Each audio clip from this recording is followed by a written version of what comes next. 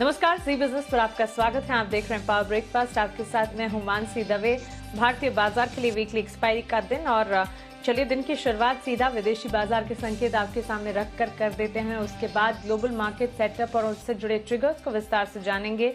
फिर FIS-DIS का action और स्ट्रैटेजी को जो कि काफी इंपॉर्टेंट है, ये समझने की कोशिश एक एक कर करते हैं। एशियाई बाजार SGX निफ्टी सबसे पहले आपके टीवी स्क्रीन पर करीब 25 अंकों की तेजी के साथ 16,318 के लेवल्स पर SGX निफ्टी में फिलहाल आप ट्रेड देख रहे हैं। हल्की बढ़त वहां पर।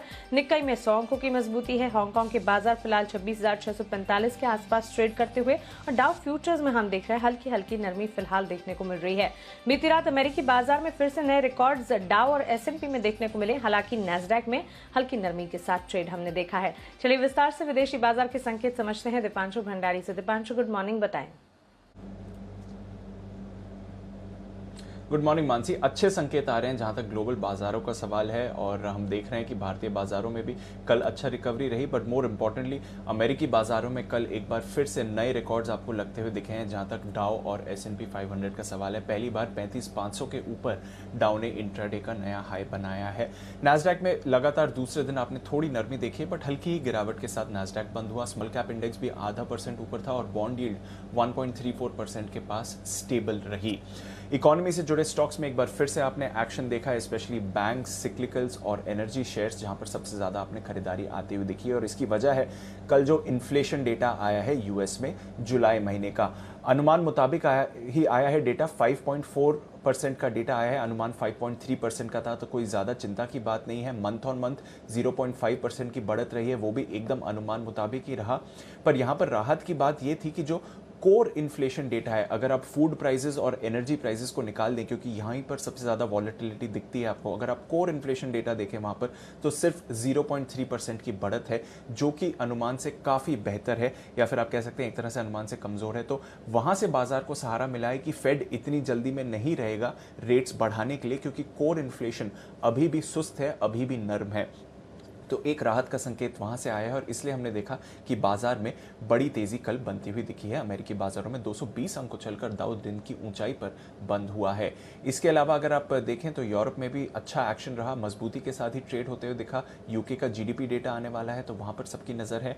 इसके अलावा कच्चे तेल में कल हमने बढ़िया रिबाउंड देखा। शुरुआती सत्र में इंट्राडे में 2% फिसला था कच्चा तेल, उसके बाद बढ़िया रिबाउंड आया और एंड ऑफ डे हमने देखा कि 1.5% उछलकर ब्रेंट $71 के ऊपर बंद हुआ। साथ ही सोने में बढ़िया रिबाउंड आते हुए देखा है। $1750 का लेवल सोने ने रिक्लेम कर लिया है। डॉलर में वापस नरमी लौटती हुई दिखी है। तो ओवरऑल इन्फ्लेशन डेटा आया, अनुमान मुताबिक रहा। कोर इन्फ्लेशन कम था, जिससे बाजार को कॉन्फिडेंस मिला है कि फेड रेट्स नहीं बढ़ाएगा, और इसलिए आपने बढ़िया एक्शन कल शाम अमेरिकी बाजारों में देखा है।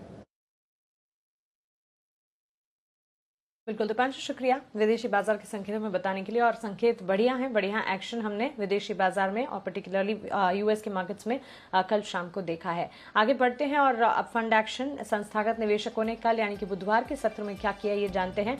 बाय के यहाँ पर आंकड़े आते हुए देखने को मिले हैं। कैश मार्केट में FIS की तरफ से खरीदारी है, वायदा बाजार में FIS की तरफ से खरीदारी है और साथ ही कैश मार्केट में DIS ने भी खरीदारी ही की है।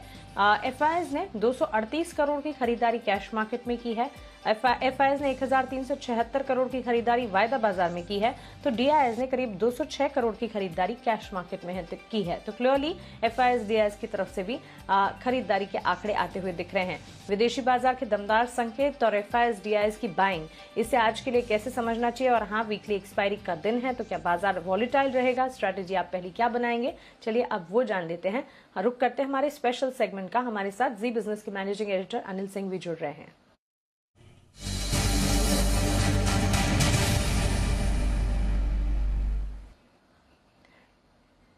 Anil sir, good morning. आज सुबह सुबह हर तरह से संकेत अच्छे ही आ रहे हैं सर। विदेशी बाजार की भी दमदार तेजी देखने को मिली है। FIS-DIS की भी खरीदारी के आंकड़े यहां पर आते हुए दिखे हैं। वीकली एक्सपायरी के दिन सर क्या वॉलेटाइल सेशन होगा या फिर ये तेजी के साथ भारतीय बाजार भी अच्छी तरह से तेज दौड़ेंगे?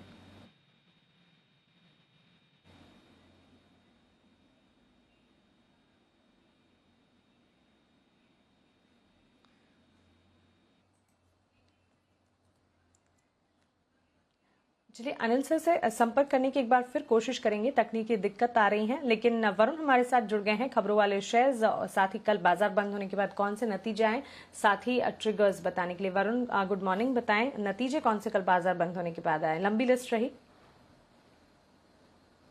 Definitely good morning Mansi. लंबी लिस्ट रही और आज भी लंबी लिस्ट है जिनके नतीजे आने वाले हैं, लेकिन कल के पहले बता देता हूं कि बाटा के नंबर्स आए हैं। अनुमान से ज्यादा घाटा इस कंपनी ने किया है। हमारा अनुमान 50 करोड़ के घाटा का था, 71 करोड़ का घाटा किया है।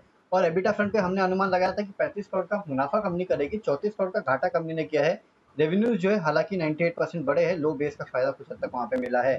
क्यों मीन्स यहाँ पे स्टैंड अलोन नतीजे जो है almost in line with estimates है। वन टाइम गेन हुआ है जिसके चलते मुनाफा बढ़ा है। रेवेन्यूज देखिए अगर आप देखेंगे तो 498 करोड़ पे आया, मार्जिन जो है 12.6% पे आया, इतना ही हमारा अनुमान था। और मुनाफा जो है 237 करोड़ पे आया है, 151 करोड़ के आसपास का अनुमान था। 132 करोड़ का एक्सेप्शनल गेन हुआ है कंपनी को। कैश में वीआईपी इंडस्ट्रीज घाटे से मुनाफे में आई है, 51 करोड़ की घाटे के मुकाबले 2.5 करोड़ का फायदा कंपनी ने किया है, मुनाफा कंपनी ने किया है। कंपनी का जो रेवेन्यूज है 206 करोड़ पे आए हैं। वाटेक वबाग यहाँ पे भी नंबर्स अच्छे हैं। रेवेन्यू जो है 658 करोड़ पे आए, 53% के आसपास की बढ़ोतरी है। मार्जिन हालांकि गिरे हैं, 6.8% से गिर के 4.9%। मुनाफा जो है 5 करोड़ से बढ़ के करीब 14.5 करोड़ पे आया है। एस्टर डीएम घाटे से मुनाफे में आई है, 88 करोड़ के घाटे के मुकाबले कंपनी ने करीब 60 करोड़ के आसपास का मुनाफा किया है। रेवेन्यूज में 35% की जंप है। बजाज इलेक्ट्रिकल्स यहाँ पे भी नतीजे अच्छे हैं। नुकसान जो है करीब 25 करोड़ के आसपास का हुआ है। इसके अलावा अगर आप देखेंगे तो सीएससी यहाँ पे जो रेवेन्यूज है 23% बढ़े हैं। मुनाफा जो है उसमें भी 34% की बढ़ोतरी हुई है, 280 करोड़ पे आया है। मार्जिन हल्के बढ़े हैं, 23.9% पे आए हैं, 23.6% से बढ़ के। और एचईजी लिमिटेड यहाँ पे नतीजे अच्छे हैं। रेवेन्यू 77% बढ़ी है, साल दर साल 414 करोड़ पे आई है। और कंपनी को 72 करोड़ का एबिटा प्रॉफिट हुआ है, जबकि पिछले साल इसी क्वार्टर में लॉस हुआ था कंपनी को 11 करोड़ का। और मुनाफा कंपनी का जो है वो करीब 57 करोड़ पे आया है, यानी कि करीब करीब 4 गुना हो चुका है कंपनी का मुनाफा। तो एचईजी के नतीजे जो है वो अच्छे हैं। चलिए, तो नतीजे तो कई सारे आए, लेकिन आज कौन से नतीजे और कौन से ट्रिगर्स इंपॉर्टेंट है, और साथ ही खबरों वाले शेयर्स फिर आज कौन से होंगे वरुण? देखिए ट्रिगर्स में आज 4 निफ्टी की कंपनियां Ayesha Motors, hero MotoCorp, Tata steel और बीपीसीएल अपने नतीजे घोषित करेगी। और इसके अलावा एफएमओ में भी लंबी लिस्ट है। Ashok Leyland, Aurobindo pharma, Bharat forge, IRCTC, NMDC, page industries, PFC, ये सब अपने नतीजे घोषित करेगी। और आईआरसीटीसी के लिए तो और भी इंपॉर्टेंट हो जाता है, क्योंकि नतीजों के साथ साथ शेयर विभाजन पे बोर्ड विचार करने वाला है। और इसके चलते आपने देखा स्टॉक में अच्छा खासा उछाल भी आया है। तो देखना होगा कि आज किस तरह का मूवमेंट इस काउंटर में देखने मिलता है और कितना शेयर विभाजन कंपनी करती है। जून का आईपीओ सीपीआई का आंकड़ा आने वाला है। इसके अलावा एक्स डिविडेंड ग्रासिम और बालकृष्ण इंडस्ट्रीज, तो यहाँ पे नजर रखिएगा। आईपीओ का अपडेट दे देता हूँ। केम्प्लास्ट सनमर दूसरे दिन 0.26 गुना भरा है, यानी करीब 26% भरा है।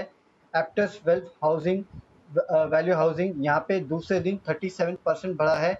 इसके अलावा न्यूवोको विस्तास यहाँ पे आखिरी दिन आईपीओ जो है 1.71 टाइम्स भरा है, यानी थोड़ा बहुत ठंडा रिस्पॉन्स है। और कार्टेड ये आईपीओ भी बंद हो चुका है और इसका आईपीओ जो है 20.29 टाइम्स भरा है। यहाँ पे रिटेल का जो हिस्सा है वो 2.75 टाइम्स भरा है। तो ये कुछ आईपीओ के अपडेट है। खबरों में तो आज आपको जितने भी मॉल्स है उनके ऊपर नजर रखिएगा। जुबलेंट फूड स्पेशलिटी रेस्टोरेंट जैसे काउंटर जो है, शॉप और स्टॉप जैसे काउंटर जो है वहाँ पे नजर रखनी है, क्योंकि महाराष्ट्र सरकार के कैबिनेट ने फैसला लिया है कि 15 अगस्त से होटल, रेस्टोरेंट, जिम और मॉल जो है वो रात 10 बजे तक खुले रहेंगे, लेकिन कुछ शर्तों के साथ, जैसे कि 50% क्षमता के साथ ही 10 बजे तक खुले रहेंगे। और काफ़ी हद तक जो वैक्सीनेशन है स्टाफ को और जो जाने वाले हैं उनको भी कराना पड़ेगा। तो इसके चलते आज इन सब स्टॉक्स पे नजर रखिएगा, क्योंकि एटलीस्ट खोलने की परमिशन तो मिली है। और आखिरी में जोमेटो यहाँ पे नजर रखेगा, क्योंकि नेक्स्ट टेबल में जो कि इस कंपनी की एक यूएस सब्सिडरी थी, उसमें इस कंपनी ने अपना हिस्सा जो है उसको बेच दिया है। $1 लाख में हिस्सेदारी बेची है। अमेरिका में टेबल रिजर्वेशन कारोबार जो है वो ये कंपनी बंद करने वाली है। हालांकि कंपनी ने पहले इंटीमेट किया था कि हम बंद करेंगे, और उसी के तहत अब ये जो हिस्सा है इस कंपनी ने नेक्स्ट टेबल में बेच दिया। बिल्कुल वरुण, शुक्रिया ये खबरों वाले शेयर्स और सारे के सारे नतीजे हमें बताने के लिए। चलिए अब आपको स्ट्रैटेजी बताते हैं, हमारे स्पेशल सेगमेंट का रुख करते हैं। हमारे साथ आप जुड़ गए हैं जी बिजनेस के managing editor Anil Singhvi.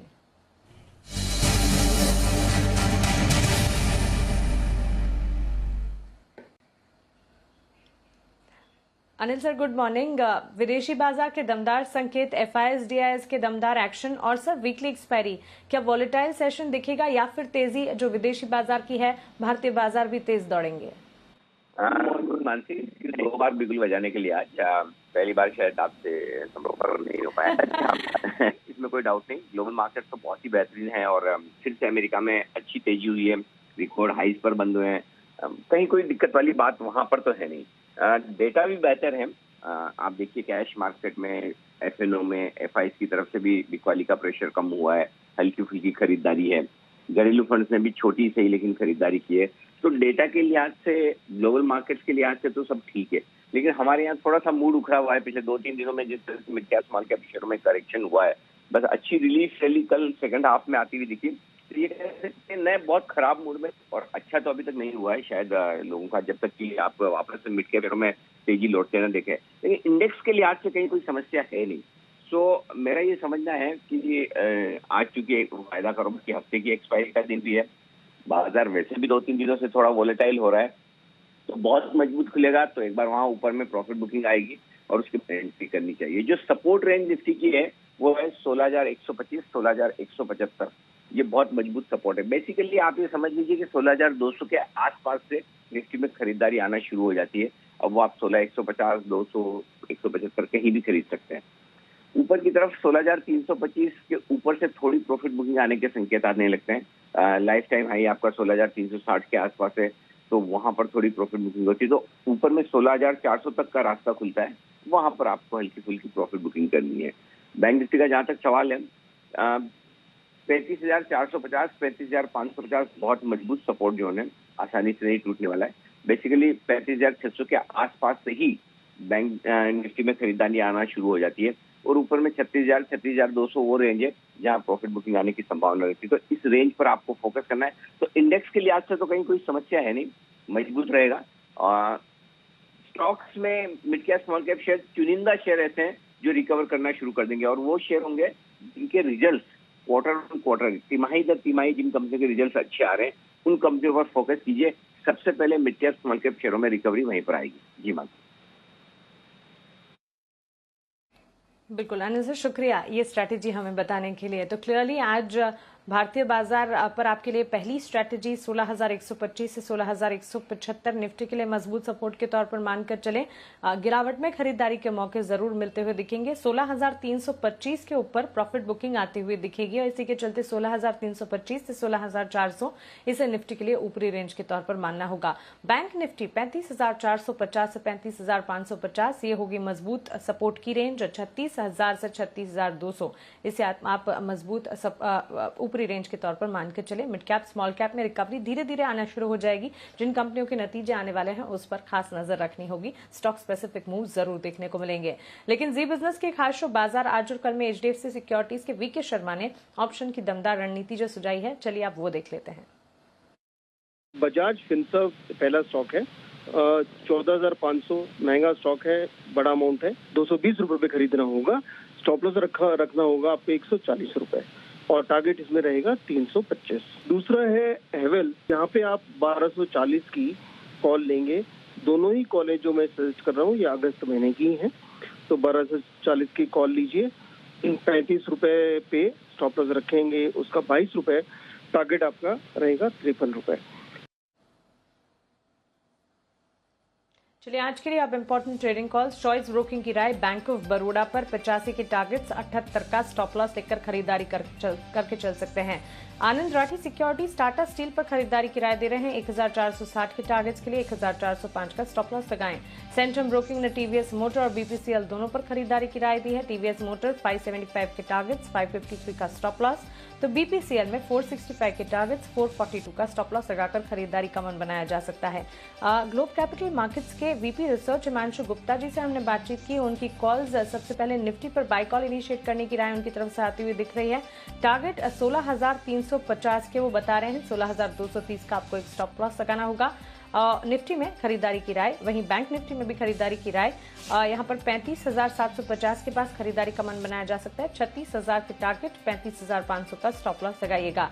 Take Mahindra buy call initiate करने की राय स्टॉक स्पेसिफिक मूव में हिमांशु की जी की तरफ से आती हुई दिख रही है। 1,060 के टारगेट्स को मानकर चले, 1,010 का एक स्टॉप लॉस जरूर लगाइएगा। एक छोटे से ब्रेक। Good morning Mansi. देखिए सबसे पहले देखिए पिडिलाइट यहाँ पर ब्रोकरेज हाउस क्रेडिट स्विस की तरफ से रिपोर्ट आती हुई देखिए अंडर परफॉर्म की रेटिंग को बरकरार रखा है 1,500 रुपये के लक्ष्य के लिए। वहीं मैक्वायरी अगर आप देखें तो इन्होंने भी अंडर परफॉर्म की रेटिंग को बरकरार रखा, 1850 के लक्ष्य लिए। कैडिला पर अभी अगर आप देखें तो मिली जुली रिपोर्ट्स आती हुई दिखी है। जेफरीज होल्ड की राय दे रहे हैं, मैक्वायरी ने न्यूट्रल की राय दी है। क्रेडिट स्विस अगर आप देखें तो अंडर परफॉर्म की रेटिंग को बरकरार रखे हुए हैं। वहीं कमेंट्स पर देखिए, नतीजे के बाद मैक्वायरी की तरफ से रिपोर्ट आई है। नोमिरा भी रिड्यूस की रेटिंग दे रहे हैं 666 रुपये के लक्ष्य लिए। और अंत में स्टेट बैंक ऑफ इंडिया यहाँ पर सिटी की तरफ से बढ़िया रिपोर्ट आई है, खरीदारी किराए को बरकरार रखा है 550 रुपये के लक्ष्य लिए। 428 जो है कल की क्लोजिंग है। बिल्कुल आशीष, शुक्रिया ये ब्रोकरेज रिपोर्ट हमें बताने के लिए।